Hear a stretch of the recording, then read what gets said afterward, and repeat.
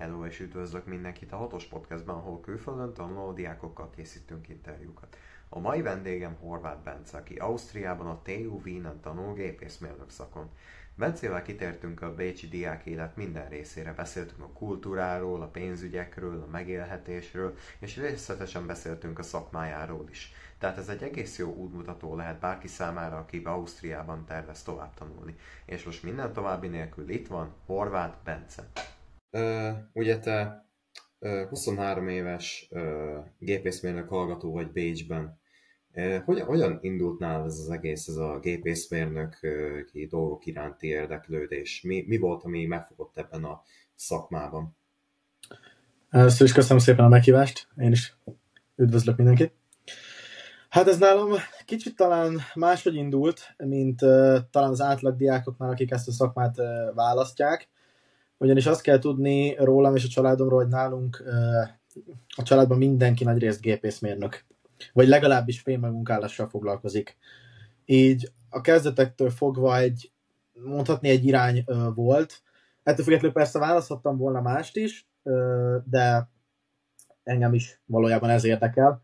Úgyhogy nálam úgy indult ez az egész, hogy kiskoromban már láttam, hogy a szüleim mivel foglalkoznak, nagyszülők mivel foglalkoznak, és sok kiskori képem is van, amikor én is benn vagyok az üzemünkben, van egy fémmegmunkáló üzemünk, és ott esetleg a marógép tetején, a satupadon állok, és van konkrétan egy ilyen kép, hogy édesapám fogja a kezemet. Úgyhogy végül is mondhatjuk, hogy a kezdetektől fogva már ezt a példát láttam, ez az út volt előttem. Aztán korán eldöntöttem, már körülbelül ilyen negyedikes koromban általános iskolában, hogy majd egyszer Erdélyben szeretnék tanulni valamilyen gépészeti szakirányon. Ezután pedig már Erdélyben is viszonylag korán, ilyen 9-10-es koromban tudtam, hogy mindenképpen gépészmérnök szakon fogok tovább, hogy szeretnék tovább tanulni az egyetemen. Nyilván ennek a családi nyomás, nem családi nyomás, családi háttér miatt is, illetve engem is mindig ez érdekelt. És utána már csak azt kellett eldönteni, hogy hol, végül Bécs lett a választás, a Műszaki Egyetem. Ugye a Jedlik az egy technikum, tehát hogy te is CAD/CAM informatikusnak tanultál már 14 éves korod óta, és igazándiból 6 évig oda is jártál, és gyakoroltál a szakmát, és hogy azon a kérdésem, hogy milyen előnyök voltak ebben, például a gimis évfolyam társaidhoz képest az egyetemen.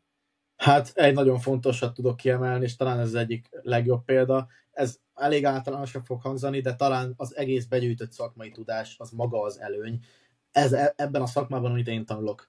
Ezt úgy értem, hogy ha megnézzük, hogy jelenlegi állapot szerint nekem milyen tantárgyaim vannak meg az egyetemen, tehát mely kurzusokat teljesítettem, akkor azt lehet látni, hogy nagyrészt ugyanazok az alaptantárgyak közül nagyrészt ugyanazok vannak meg nekem, mint mondjuk egy gimnazistának, tehát gondolok itt a matekra, a programozásra, kémiára, fizikára, stb. Azon felül viszont sokkal könnyebben tudom venni a szakmai tantárgyak nyújtotta akadályokat, és emiatt tartok talán egy picit előrébb, mint a pont velem egyszerre kezdő, gyakorlatilag mondhatjuk, hogy ugyanazon a tudásszinten levő gimnazista diákok. Tehát konkrétan vannak ilyen barátaim, akiknek nehézséget okoz az, ami nekem alapvetően nagyon könnyen megy. Persze ennek azért van fordítottja is, hogy például azért azt lehet talán mondani, hogy azok a tantárgyak, amik kevésbé voltak hangsúlyosak mondjuk a szakmai előmenetelben a Jedlikben, azok talán nekem mennek egy kicsit nehezebben, de ezt lehet pótolni. Tehát maga a szakmai tudás, az egész, ami szerintem nagyon meghatározó. És egyébként nem érezted magad lemaradva, hogy idősebb vagy, mint a többiek, mikor bekerültél az egyetemre? Tehát, hogy te jártál 6 évig, ők 4 évig, tehát, hogy mármint a rendes gimibe, hogy ők 18 éves korukban mentek, te meg 20? Hát ez egy érdekes kérdés, mert ez a barátaimnál is rendszeresen, vagy most a barátaim alatt azokat a barátaimat értem, akikkel nyilván az egyetemen kapcsolatban vagyok, rendszeresen felmerül egyébként. Azt gondolom, hogy persze ott van az a 2 év, de valójában a tanulással eltöltött idő az sosem veszik el. Tehát az, hogy én 6 évet jártam, az pont azt az előnyt, amit előbb említettem, ezt az egész szakmai tudást, amivel jelenleg rendelkezem, az gyakorlatilag ez alatt a plusz 1-2 év alatt gyűjtöttem be, illetve mondhatjuk, hogy ugye ez a plusz 2 év, amit én jártam, az egyik az a nyelvtanulásról szólt, a másik pedig a szakma megtanulásáról szólt, és pont ez a kettő, amiben szerintem jelenleg hiába az életkor, de előnyön van ebből a szempontból nézve. Szóval, hát mindig felmerül, hogy én idősebb vagyok, mint a többiek, de azt gondolom, hogy az élet majd egyszer visszaadja, tehát ezt vissza fogod kapni előbb vagy utóbb. Okay. És egyébként csak, hogy mindenkinek legyen róla fogalma, és hogy tudja, hogy mit csinál egy gépészmérnök a saját leírásod szerint. Hát, ez egy nagyon tág fogalom, hogy mi az a gépészmérnök. Mert a gépészmérnöki szakma, mint alapképzés, és most beszéltünk konkrétan az egyetemről, vagy konkrétan az én képzésemről, az elég általános. Mert a fizikától az áramlástanig, az elektroig nagyon széles spektrumban tanulunk. És ez majd ott lesz különösen érdekes, vagy én azt gondolom, ott lesz inkább még érdekesebb, amikor majd specializációt kell választani, esetleg a mesterképzést elvégzi valaki, ahol konkrétan el kell döntened, hogy melyik szakirányon a gépészmérnöki szakmán belül valójában mit akarsz tanulni. Ez egy nagyon nehéz döntés lesz. Megmondom őszintén, hogy előbb említettem már ezt, hogy már korán tudtam, hogy mit akarok középiskolába, általános iskolába. Ez most talán idáig terjedt, és most még nincsen meg. Én mindenképpen, az én felfogásom szerint a gépészmérnök az fémmegmunkálással foglalkozik. Persze ez nem igaz, de ez az én felfogásom. Én valamit a fémmegmunkálással kapcsolatban szeretnék tanulni. Engem ez érdekel, meg ez is a családi háttér, úgyhogy engem ez foglalkoztat. Egyébként milyen gépekkel szoktatok foglalkozni, tehát így az egyetemen, tehát ilyen 3D nyomtató CNC gép, vagy milyen az egyetem felszereltsége?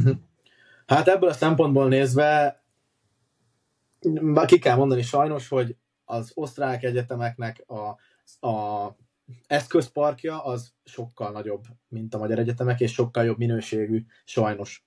Folyamatosan, tehát minden szemeszterben körülbelül egyszer vannak olyan szakmai, választható, szabadon választható persze, hogy mikor csinálja meg az ember, de vannak szakmai tantárgyak, ami alapvetően az elmélet után tényleg konkrétan a gyakorlatra alapoz.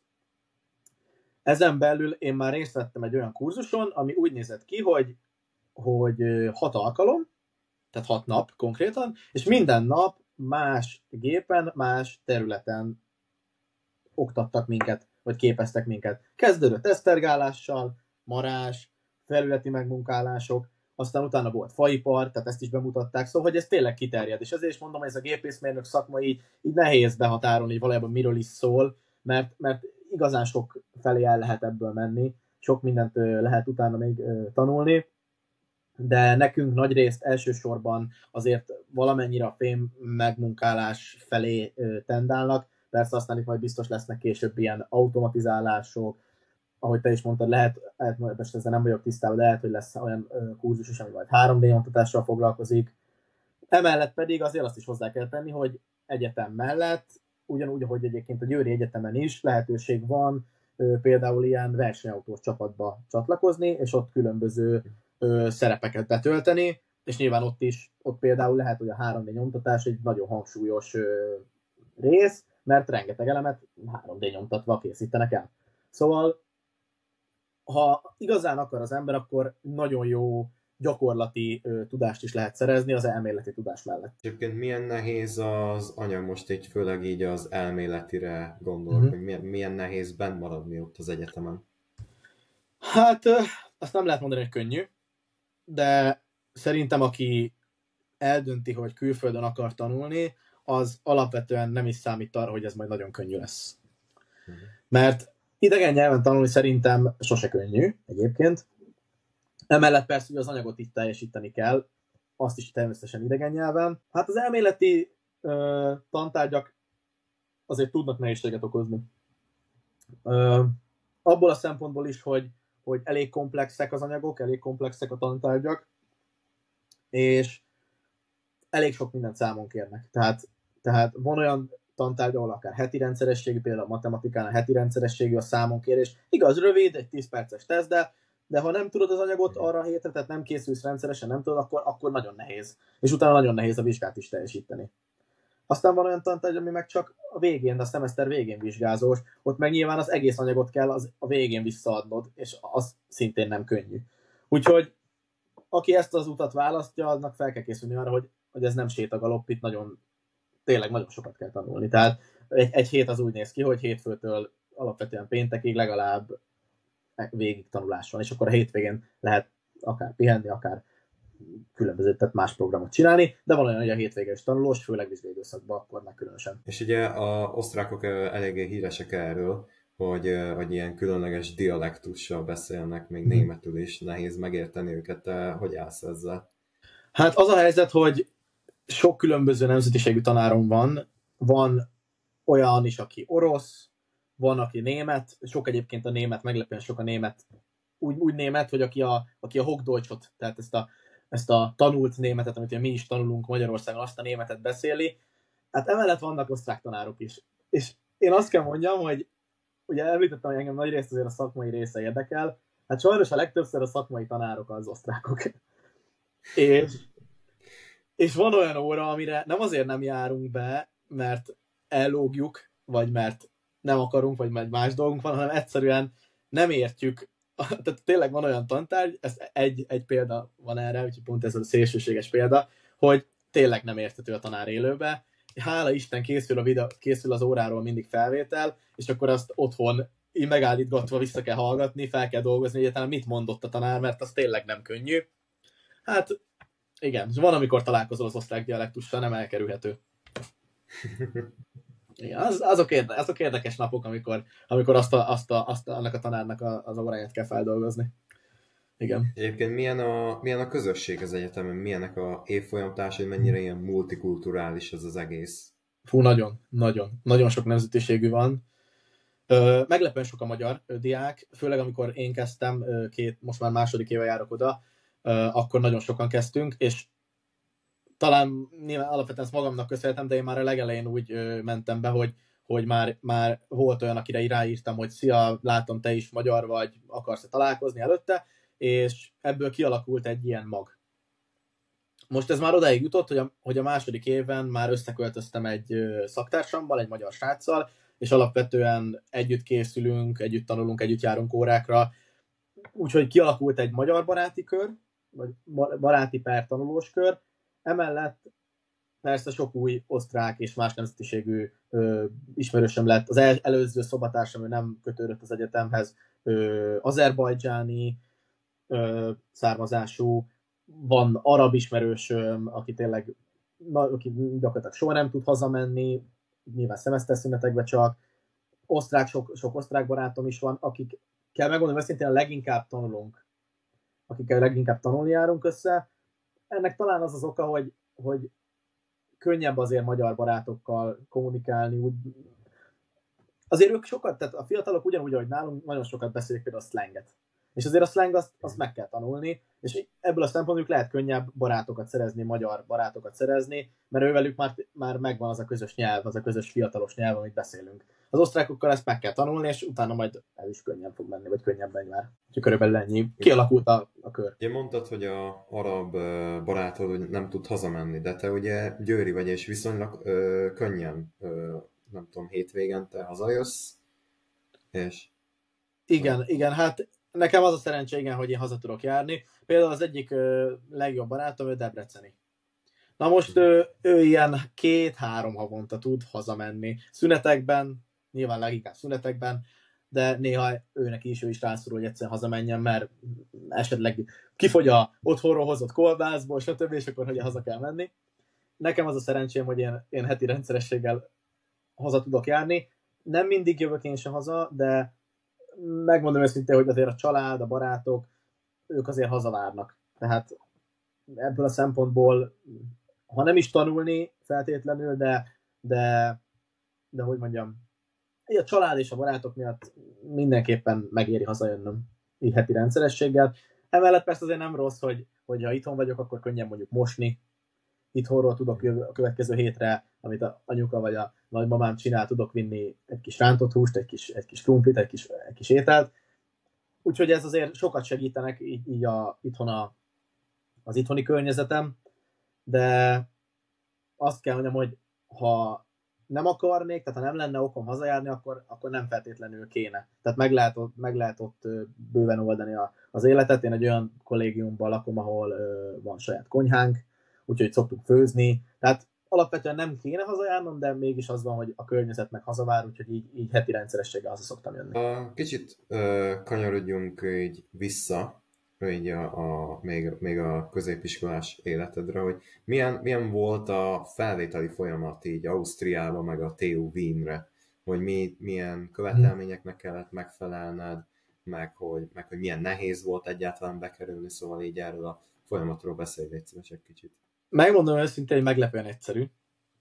Azért, mert ez ugyanúgy, mint Magyarországon, ez egy állami képzés, amire én járok. Tehát gyakorlatilag ugyanazt a képzést végzem, amit a bécsi srácok, lányok, akik ugyanúgy bejelentkeznek az egyetemre, vagy beiratkoznak az egyetemre, mint mondjuk teszik azt itt a győri fiatalok, akik beiratkoznak a Széchenyire, vagy bárhol az országban. Tehát állami képzésben vagyok. Itt alapvetően nem követelmény a nyelvtudás. Nyilván, mint én külföldi tőlem, azért nekem be kellett mutatni, hogy papírt, hogy azért van. Tehát, hogyha valaki nem tud egyáltalán németül, akkor nem fogják felvenni, de nincs úgy követelmény, úgy nyelvi követelmény nincsen, hogy neked most legalább egy C1-es nyelvvizsga kell, hogyha külföldiként ide akarsz kerülni, hanem persze be kell azért mutatni egy papírt, tehát jó, hogyha van, de ha nincs, akkor is igazából, ha úgy gondolod, hogy megvan a nyelvi tudásod, akkor felvesznek. A beiratkozás, megmondom, nagyon egyszerűen ment, bementünk az irodába, elmondtam, hogy mit szeretnék, vittem a szükséges papírokat, mindenhol elérhető online, hogy miket kell vinni, és egyszerűen beírtak a rendszerbe. Ennek az az oka, hogy viszonylag egyszerű a rendszer, hogy úgy néz ki az oktatási rendszer itt ezen a szakon, illetve a többi szakon is, csak ott más a feltétel, hogy van egy úgynevezett STEOP. Ezt a STEOP-ot úgy kell elképzelni, mint hogy amikor valaki elkezd házat építeni, először mit épít meg? Ugye az alapot. És ha megvan az alap, akkor utána már mondhatjuk, hogy viszonylag könnyű, mert az alap ugye az egész ház területét lefedi, viszont a falak utána már csak kis részét teszik úgymond a háznak, tehát azt már viszonylag könnyebb felépíteni. És ez a STEOP, ez pont úgy van felépítve, különböző tantárgyi kritériumok kell, hogy melyik tantárgyakat kell teljesítsd, hogyha te ezeket tudod teljesíteni, az azt jelenti számodra, és az egyetem számára is, hogy te alkalmas vagy erre a szakra. Viszont ha neked ez nehézséget okoz, ezt a STEOP részt teljesíteni, vagy esetleg nem is tudod megcsinálni bizonyos időn belül, nincsen megszabva egyébként, mennyi időn belül, hanem kreditszámban van meghatározva, hogy azon kívül mennyi plusz kreditet vehetsz fel, akkor az azt jelenti számodra is, és ugyanúgy az egyetem számára is, hogy neked ez nem megfelelő, és nem is azt mondom, hogy eltanácsolnak, de ajánlott belátni ilyenkor, hogy hát ez nem nekem való. És azért jó ez a STEOP, hogy ez úgy van felépítve, hogy minden szakirányon különböző a feltétel. Tehát más tantárgyakat kell teljesítened. Ez azt jelenti, hogy minden szakma specializáltan azokra a tantárgyakat kéri számon, vagy azokat a tantárgyakat kéri meg, ami megadja neked a választ arra, hogy ez neked való-e, vagy sem.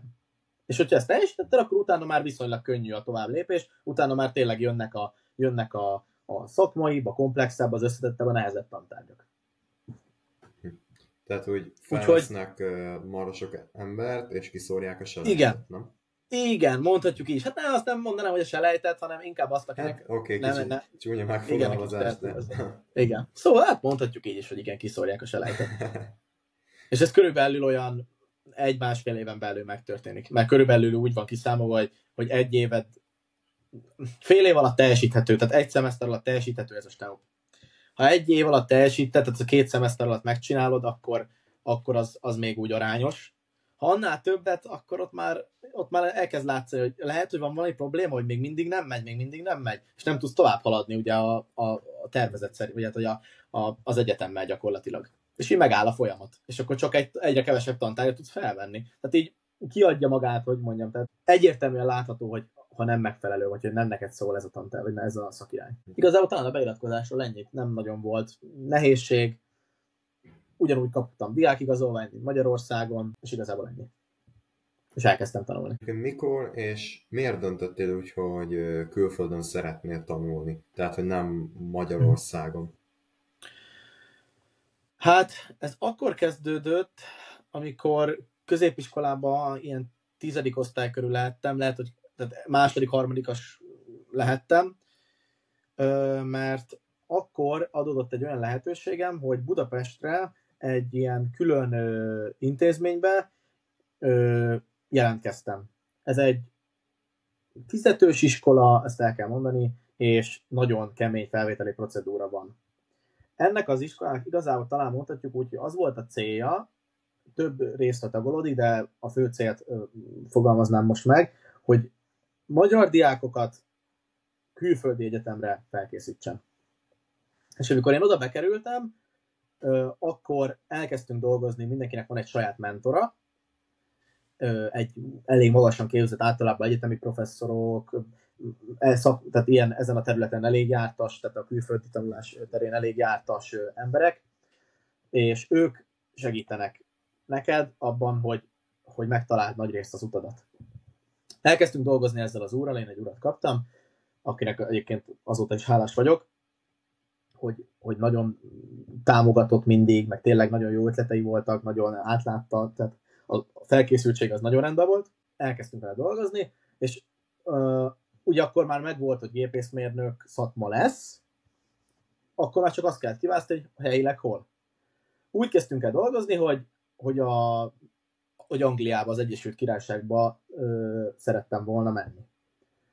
Na most ekkörül, amikor miután elkezdtünk dolgozni, nem sokkal azután, ugye megtörtént a Brexit, és mint európai diák nem kaptam volna semmilyen támogatási kedvezményt az Egyesült Királyságban, tehát ki kellett volna fizetnem azt a díjat, mint amit a világon, akik messzebbről, Amerikából, Japánból, akárhonnan az Egyesült Királyságba jönnek tanulni, tehát egy nagyon-nagyon magas díjat kellett volna fizetni a tanulásért. Így ezt elvetettem, mert ez tényleg egy szürreálisan magas díj volt. És akkor lekoncentrálódott arra ez a helyszínválasztás, hogy Európa valami közelebbi része. Sok holland egyetemet néztem meg, voltak online ilyen bemutatónapok, azokon is részt vettem, stb. És igazából én magam döntöttem el, hogy nem szeretnék messzebb menni, mint mondjuk ez a Budapest-Bécs-Pozsony vonzáskörzet.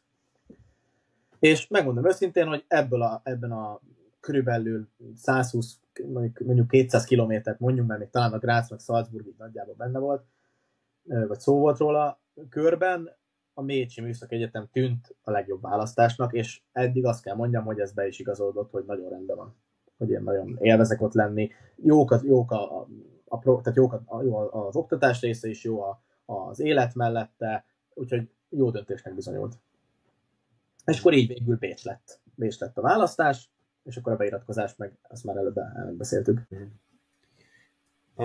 És egyébként Ausztriában képzeled el a jövődet? Vagy ott maradsz, ott dolgozol? Vagy visszatérsz Magyarországra? Megmondom őszintén, ez még egy kicsit képlékeny. Amiatt képlékeny, mert az a tapasztalat, ugye, hogy itt az alapképzés után, ugye már említettem, hogy jön a mesterképzés, vagy jöhet a mesterképzés. És azt látom az a tapasztalat az osztrák diákokon, hogy a legtöbben, ha megtehetik, akkor egy Bécsi Műszaki Egyetem alapképzés elvégzés után nem ugyanazon az egyetemen maradnak mesterképzésre, hanem a legtöbben még elmennek külföldre, Spanyolországba, Olaszországba, Németországba, sok helyre elmennek a mesterképzést elvégezni egy másik egyetemre. Sok partner egyeteme is van egyébként a Műszaki Egyetemnek, amiből lehet választani, és nyilván oda egyszerűbb talán bekerülni, de nagyon sokan elmennek. Tehát ez is egy opció, hogy még egy külföld, még egy másik országban majd a mestert elvégezni, és utána eldönteni, hogy mi lesz hogy hova térek vissza, vagy hol leszek, vagy hol fogok betelepedni, vagy hogy mondjam ezt. Igen, viszont ez még nem biztos. Tehát én még nem döntöttem el, hogy a mestert Ausztrián kívül, ugye Ausztriában is lehet egy másik egyetemre menni mesterképzésre. Lehet a Műszaki Egyetemen is maradni. Lehet akár Magyarországra is jönni a mesterképzést elvégezni. Tehát ez még egy kicsit ilyen képlékeny. Én mindenképpen azt szeretném, azért is beszélek ennyit erről, szeretném azt mindenképpen elvégezni, tehát teljesen úgymond befejezni a gépészmérnöki szakmát ezen az egyetemen belül, és utána dönteni majd arról, hogy mi lesz. Az biztos, hogy azt mondhatom, hogy a családi vállalkozás, illetve hát igen, a családi vállalkozás az visszahúz Magyarországra, visszahúz ide Győrbe. És egyébként Bécsben milyen így a student life? Tehát, hogy mit lehet ott csinálni, amikor nem tanul az ember? És te hogy töltöd a szabadidődet? Hát nagyon sok a lehetőség, hála Isten. Főleg, amikor már jönnek a jobb idők nyáron, vagy esetleg karácsonykor. Tehát úgymond a nagyobb, tehát tél és nyáron nagyon-nagyon sok a lehetőség. Persze aztán, ahogy tavasszal meg ősszel is ettől függetlenül, de azért egy kicsit az korlátozottabb. Mert akkor legtöbbször ugye egyetem van és tanulás. Hát a diák élet az nagyon jó. Azt kell mondanom, hogy az nagyon jó. Nagyon sokszor vannak spontán programok, amit én nagyon szeretek, hogy esetleg, hogy hát ezt el kell mondani, hogy az egyetem mellett kiraknak egy asztalt, és valamelyik ilyen diák szervezete az egyetemnek kihoz 2 láda sört, és gyakorlatilag amikor jössz ki az egyetemre, akkor mit tudom én, 1 euró, 1,5 euró, tehát éppen ilyen jelképes támogatásért cserébe tudsz venni sört. És nagyon-nagyon sokan ott gyülekeznek, nem a sör most itt a fontos lényeg, de hát nyilván a köré gyűlnek az emberek, nagyon sokan ott gyülekeznek, ott nagyon könnyű barátokat szerezni, nagyon könnyű jó beszélgetéseket megejteni, és mi is, megmondom őszintén, sokszor szoktunk így, amikor jössz ki az egyetemről, tehát ez délután mondjuk, vagy este felé, kora délután, vagy bocsánat, késő délután, azt akartam mondani, ott így megállsz, és akkor egy másfél órát így elbeszélgetnek. Tehát ilyen programok is vannak. Emellett nagyon sok programot szervez az egyetem. Említettem már például ugye ezt a versenycsapatot, oda persze különbe kell kerülni, de ők is rendszeresen szerveznek különféle programokat, rengeteg bemutató van, szokott lenni ilyen állásbőrze, amikor nagy cégek eljönnek, bemutatják, hogy mivel foglalkoznak, ott nyilván ugye munkát lehet keresni, ez is úgymond amikor nem tanulsz, akkor tudsz ilyeneken részt venni. Emellett persze ugye vannak a fakultatív programok, amit ugye mi választunk meg magunknak. Mi edzeni szoktunk néha eljárni, elmegyünk egyet pizzázni, szóval hogy ezt legtöbbször ugye a magyar barátokkal, de viszonylag sokat járunk össze. Este egyet kártyázni, most legutóbb pont foci meccset néztünk, szóval hogy ha van igény erre az embernek, akkor könnyen megtalálja szerintem mind a magyar oldalról, mind a külföldi oldalról erre a barátokat, vagy erre az embereket, és könnyen lehet szocializálódni, vagy könnyen lehet kapcsolatokat teremteni, meg jókat beszélgetni. És amikor meg mondjuk eljön a karácsonyi ünnepek, hát akkor ugye nyilván ott vannak a karácsonyi vásárok, stb. Azok ott nagyon sokat szoktunk ilyenkor lenni, korcsolyázni lehet menni, stb. Nyáron pedig elkezdődnek az ingyenes fesztiválok, zenei fesztiválok szoktak lenni több is, és még mielőtt végezni ennek, ott mondjuk be lehet oda nézni hétvégente. Szóval nagyon sokféle program van, de azt gondolom, hogy ez nem Bécsnek a sajátja, hanem szerintem aki mondjuk Pesten tanul, vagy Győrben tanul, az is ugyanúgy meg tudja találni a neki megfelelő programokat. Tehát most a Győrben is tavaly nyáron itt volt mondjuk a rally, vagy zenei fesztiválok, gasztronómiai fesztiválok szoktak lenni. Tehát, hogy ez alapvetően a városnak a programjai, amiken mi részt szoktunk venni, én azt mondom. Körülbelül egyébként valamilyen egyetemi ilyen diákszervezetbe vagy csapatba? Nem, most még nem. Vagy szóval róla barátaimmal beszéltük, hogy meg kéne próbálni bekerülni a TU Win-nek a racing teamjébe. Amellett, hogy nagyon jól mutatna későbben az önéletrajzba, egyrészt nagyon érdekel is, mert szerintem nagyon menő versenyautót építeni, vagy abba bármit hozzájárulni. Amellett azért nagyon nagy vállalás. Tehát az attól függetlenül, hogy az egy nagyon nagy plusz teher, úgymond, amellett az egyetemet is kell végezni, tehát a tanulmányokra is kell koncentrálni. Így nem lehet az, hogy most csak arra figyelek, és akkor minden időmet felemészti a racing team, és akkor hát majd a tanárok meg elnézik, hogy ellépecolok, hogy éppen átcsúszkálok, hanem ott konkrétan ott nagyon szigorúan nézik például az átlagot. Tehát ott hozni kell az átlagot is mellette, és hogyha nem hozod az átlagot, akkor hiába vagy akármilyen oszlopos tagja a csapatnak, megköszönik a részvételt, mert nekik számít a presztízsbe úgymond, hogy a legjobb diákokat mutassák fel. Úgyhogy egyelőre nem, de tervben van egyébként. És ez a Racing Team egyébként milyen autót tervez már? Ugye a Győri, ha jól emlékszem, akkor övék volt a leghosszabb ideig, bírta egyhuzamba az ő versenyautójuk, meg van van egy holland egyetem, aki ilyen nap elemes rallyautót csinált, tehát hogy a Bécsnek van valamilyen sajátossága? Ezt most pontosan nem tudom megmondani, azt tudom viszont, hogy ők is, tehát illetve, hogy ők több kategóriában versenyeznek. Azért azt talán el kell mondani, hogy nagyon sok támogatást ez a versenycsapat megkap, így nagyon mély forrásból építkezhetnek, és ezért több területen is elindulnak.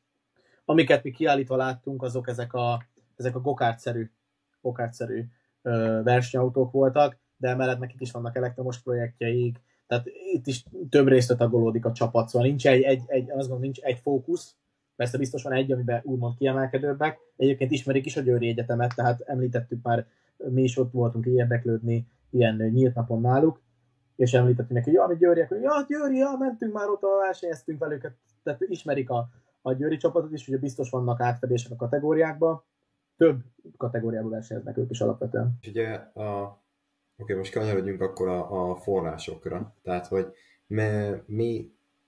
milyen nehéz megélni Bécsben, tehát hogy oké, te hazajársz, de ugye úgy nagy átlagban így a költségek. Belemenjünk mondjak így nagyjáboli költséget, vagy hogy szeretnéd? Nem kell konkrét számokat mondani, ilyen átlagot mondhatsz. Jó.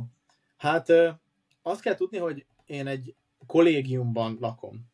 A kollégiumok Ausztriában nagy többségében elég jól felszereltek, és elég jó minőségűek. Ezzel egy Magyarországon jelenti, hogy a Magyarországon, ha jól tudom, úgy működik, hogy kollégiumi szobára lehet pályázni, és aki megpályázza, az megkapja úgymond finanszírozásba ingyen a kollégiumi szobát, ha jól tudom. Na most így Ausztriában nem lehet kollégiumba lakni, tehát nincsen konkrétan, mint mondjuk a Győri Egyetemnél, aki ismeri a környéket, az tudja, hogy ott van az egyetem, már az iskola része, és mellette nagy épületek a kollégium, ahol a diákok laknak. Az konkrétan a Széchenyi István Egyetemnek a kollégiuma.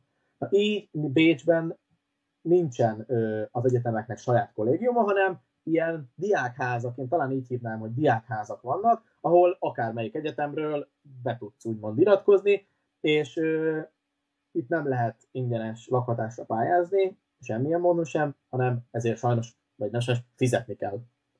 Összességében azt tudom mondani, hogy körülbelül egy egyszemélyes, hát tényleg egy ilyen lyuk lakás, azt lehet mondani, egy ilyen lyuklakásnak a bérlésének, a bérlési díjának, vagy bérleti díjának a fele, amit én fizetek egy hónapra. Tehát elég utányos. És ami ugye ebben jó, hogy be van bútorozva, nem kell felszerelni konyhai eszközök, a konyhai eszközök mikro, meg sütő, meg hűtő vannak. Tehát plusz költséget nem okoz az, hogy tehát a lakhatás nem okoz plusz költséget. Van ez a bérleti díj, amit máshol is, hogyha egy lakásban laknék, is ki kéne fizetni, de ott esetleg még nem kéne ágyat, meg matracot kéne venni, meg stb., ami plusz költség. Úgyhogy ilyen ott nincs. A kollégium, mint mondom, nagy elég jól felszerelt, így itt van saját kis konyhánk szobában, ez főzőlapot tartalmaz, hűtőt, mikrót, meg egy kis pultot, tehát meg mosogatótálcát. Úgyhogy nem egy nagy, de pont arra jó, hogy nekünk pont megfelel, hogy meg tudok főzni egy tésztát, hogy nem tudom, el tudok mosogatni, stb. És azt kell tudni, hogy mi ketten lakunk az egyik barátom, egyik szaktársam, ezt már előbb említettem, tehát ez egy kétszemélyes szoba, úgyhogy mondhatjuk, hogy annyit fizetünk ketten együtt a háznak, amennyit egy egyszemélyes, ilyen kis, tényleg lyuk lakásért fizetni kéne. Tehát költségekben diákként sokkal jobban megéri. Meg amiatt is jobban megéri, hogy nem egyedül élsz, tehát van ott valaki mindig, akivel tudsz beszélgetni, főleg ha ez egy ismerősöd, vagy egy barátod, akkor kifejezetten jó, hogy el tudunk menni együtt edzeni, este megnézzük a meccset együtt. Tehát, hogy nincs az, hogy így magányos, és akkor így bezárkózol, és nem vagy egyedül. Na. Úgy, ha azt nézzük, hogy a többi költség mennyi, akkor az egyetemnek díja mondhatni nincsen, tehát az egyetemnek a tanulmányaimért nem fizetek. Egy ilyen jelképes 20 eurós összeg van, erre én mindig azt szoktam mondani, hogy kérdezi, hogy mennyit kell fizetni az egyetemért, hogy ez azért, hogy Margit néni beírja az adatokat, tehát az adminisztrációs díj körülbelül, amit ki kell fizetni. Ez úgy néz ki, hogy hogy az én képzésem az 6 szemeszter, plusz 2 áll az osztrák állam. Tehát 8 szemesztert, ezért ez kb. Egy 20 euró, tehát egy tényleg nagyon jelképes összeg. Ezen a 20 eurós áron tudok per szemeszter tanulni. Utána viszont ki kell fizetnem a díját az oktatásnak, utána már nem lesz ingyen nekem se, de az osztrákoknak se, tehát ez nem a külföldi diákokra vonatkozik, hanem mindenkire. Utána körülbelül ilyen 260 euró egy szemeszter. Így nagyjából. Ami nem kevés pénz, de ha azt nézzük, hogy mondjuk mennyi lenne ez tényleg az előbb említünk Egyesült Királyságban ahhoz képest, meg nagyon-nagyon kevés. Yeah. Tehát az nagyon-nagyon kevés. Vagy úgy az európai átlaghoz nézve. Azt tudom mondani, hogy a hugom Amsterdamba tanul, ő neki jóval magasabb a díja, tehát jóval többért tanul, és neki egy szemeszter se ingyen van. Tehát ő minden szemeszterbe kifizeti ezt a díjat, nem csak akkor, hogyha nem tudod időn belül elvégezni. És akkor van még, ami még így költség, ugye az utazás és maga az élelmezés, vagy az étkezés.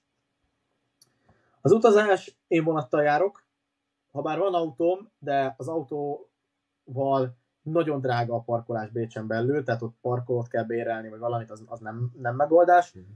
Miután én nagyrészt napközben járok, így nekem sajnos a busz, ugye van Flixbusz, vagy hasonló megoldások, nekem az se sajnos, nekem a vonat a legjobb megoldás. 1 óránként jön, tehát ha bármelyik irányba megyek, 1 óránként jön a gyors vonat, gyakorlatilag 1 óra 15 perc alatt kim vagyok, nagyon kellemes, közben lehet tanulni, enni, attól függ, mikor megyek pihenni, bármit csinálni. Nem fárad el az ember az utazásba, egyrészt nem hosszú idő, másrészt meg már bármit tud csinálni, és igazából ott vagy egyből. Ez hát nem annyira olcsó, egy vonatjegy ára Bécsbe az körülbelül ilyen 20 euró. Tehát egy kör az mondjuk 40 euró, ami hát nem kevés. Tehát nem a magyar országbérlet ára, de még mindig jutányosabb, mint mondjuk egy autó. Más megoldás meg sajnos nem játszik nekem. Igen, és akkor még körülbelül van még az étkezés. Én úgy szoktam, hogy én általában hétvégén viszek itthonról valamilyen meleg ételt magammal, amit a vasárnap anya megcsinál, vagy esetleg a nagymamámtól kapom, és akkor azt szoktam vinni magammal. Ezen túl pedig hát be kell vásárolni a boltba. Ha elfogy a meleg étel, akkor mi főzni szoktunk, mert azért étterembe kajálni az nagyon-nagyon drága. Illetve az egyetemen van menza, ami meglepően jó minőségű, minden nap 3-4 féle főételből, 2-3 féle levesből, saláta, pultból lehet válogatni, és az viszonylag olcsó, tehát ott viszonylag jutányos áron lehet étkezni, de mi az utóbbi időben rászoktunk a főzésre, azért, mert akkor mindig azt teszek, amit akarok. És akkor mondjuk megfőzök 2-3 adagot, az 2-3 napra elég, és akkor utána általában úgyis jön a hétvége, vagy jön a következő adagfőzés.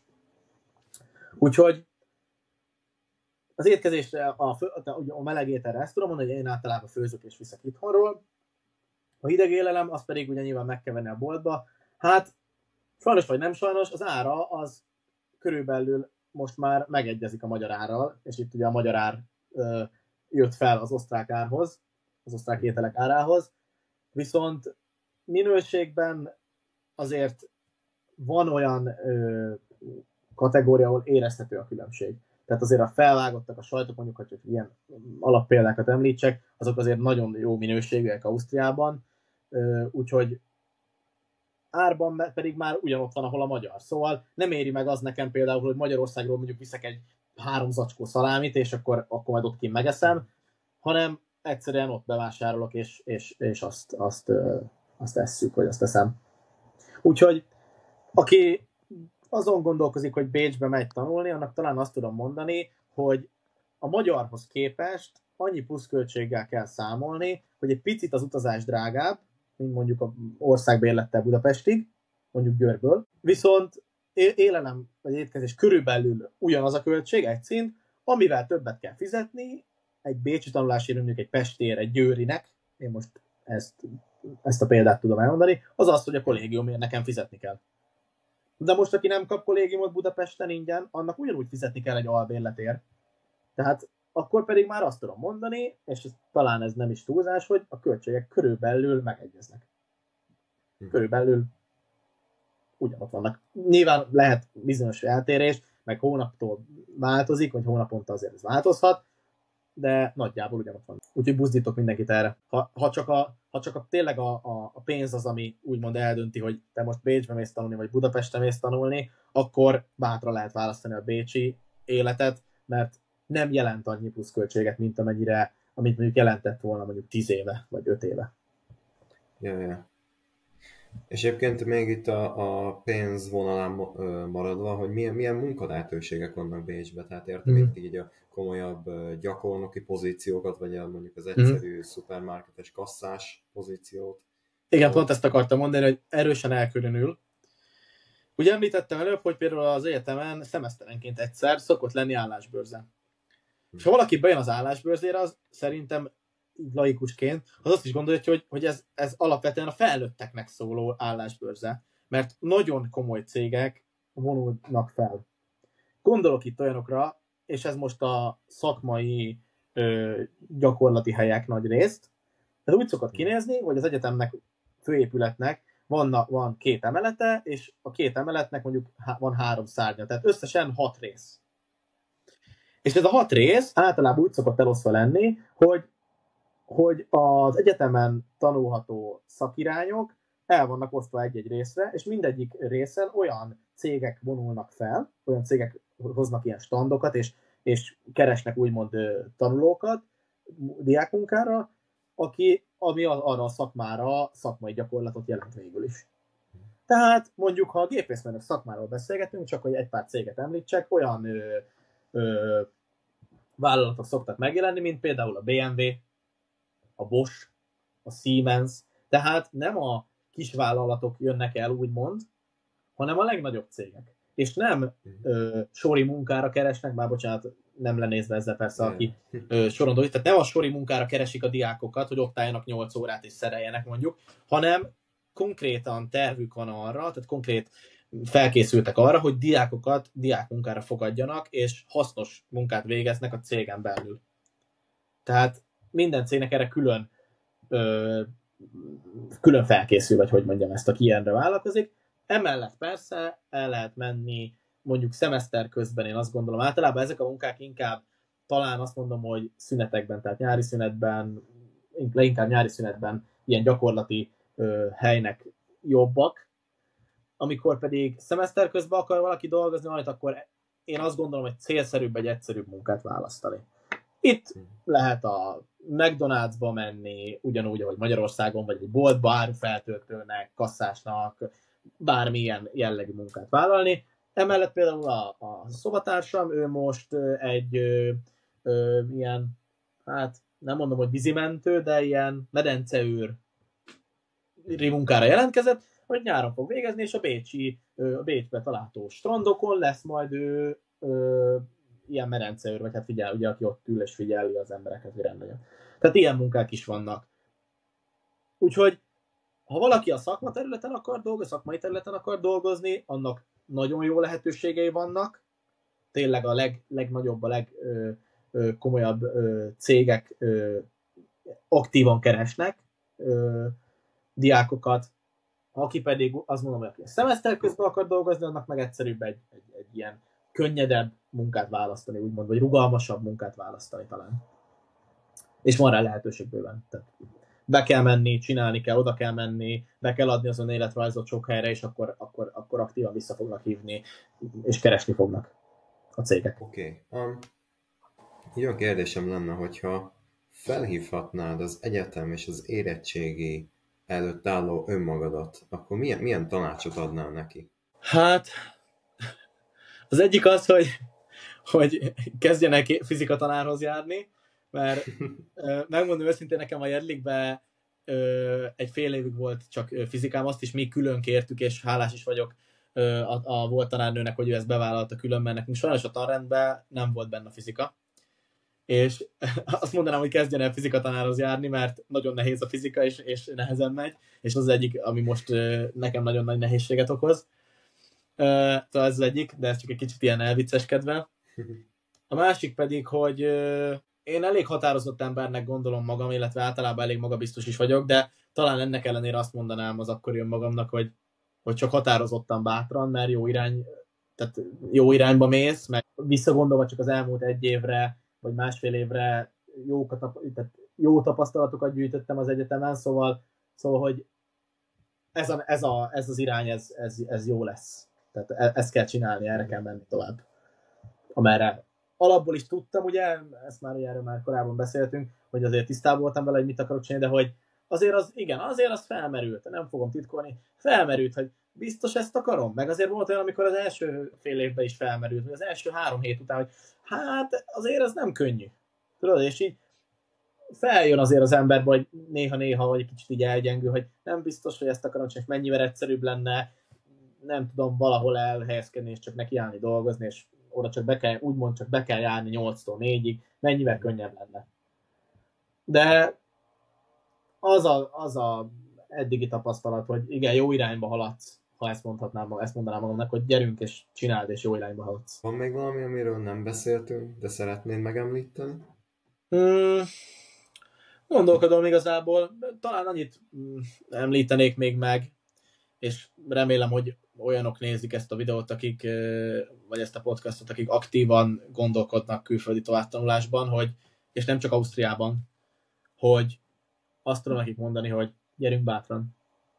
Ugyanezt mondtam gyakorlatilag magamnak is, hogy gyerünk bátran, igen sok munka, igen sok tanulás, igen sok áldozat, mert biztos rossz érzés esetleg egy fiúnak vagy lánynak itt hagyni a barátnőt, mert azért ez már az akkor a középiskolának sokaknak van barát. Nagyon rossz biztos itt hagyni, meg itt hagyni a családot, itt hagyni ezt a kényelmes, most én is itthon vagyok, teszem hozzá, ezt a kényelmes, úgymond fészket. De talán arra jó egy külföldi egyetem, hogy mintha nem tudsz mindig hazajönni, talán arra jó, hogy megmutatja, hogy egy pici betekintést enged abba, hogy milyen lesz majd az igazi felnőtt élet. Hogy már, ha bár még azért anyuka támogat, meg esetleg a kollégiumot fizetik, tehát megkapod a támogatást, de már neked kell elintézni, hogy az ki legyen fizetve. Tehát neked kell, nem az van, hogy ő intézi érted, hanem neked kell már elintézni. Neked kell már bemenni a bankba mondjuk, hogy osztrák számlát nyissál. Neked kell már elmenni a boltba bevásárolni. És ez egy picit ilyen betekintés abba, hogy mi lesz majd, azt gondolom, az igazi felnőtt élet. És erre ez egy nagyon jó lehetőség. Amellett, hogy mindenkinek ajánlom a külföldi egyetemeket, mert nagyon jó egyetemek vannak. Nem azt mondom, hogy a magyarok nem jók. Én nem vagyok ilyen nagy magyar ellenes, hogy nagyon minden rossz. Tehát én nem gondolom így. De bátran merjetek külföldi egyetemet választani, mert ha csak egy dolog, ami majd jó lesz, hogy ha haza is jössz utána, mert azt mondod, hogy neked ez sok, és neked elég ebből, mert én is ismerek ilyet, aki azt mondta, hogy hát, kint tanultam, de hazamegyek most már, mert elég, akkor nagyon jól fog mutatni az önéletrajzodba, hogy te a Bécsi Műszaki Egyetemen végeztél. Gondoljon csak mondjuk, aki győri arra, hogy el akar helyezkedni az Audiba. Tehát nem mindegy az, hogy ott lesz egy papír a kezedben, amin lesz egy német diploma, vagy lesz egy magyar. Tehát azért az nem mindegy. Egy német cégnél nyilván. Gondolom biztos, hogy mondjuk egy mexikói céghez megyek, akkor teljesen más. De nem ez most a példa. Szóval én mindenkit buzdítok rá, hogy Bécs, és egyrészt a Bécsre is, másrészt pedig a külföldi egyetemekre úgy általában. Igen, nagyjából ennyi. Köszönöm, hogy itt voltál. Köszönöm szépen én is a lehetőséget. És mindenkinek sok sikert. Köszi, hogy végignézted. Ha tetszett, akkor hatalmas segítség lenne, hogyha megosztanád ezt az epizódot egy olyan ismerősöddel vagy barátoddal, akinek esetleg hasznosak lehetnek az előbb elhangzottak. Kövess be TikTokon, YouTube-on és Spotify-on is. Na, tschüss!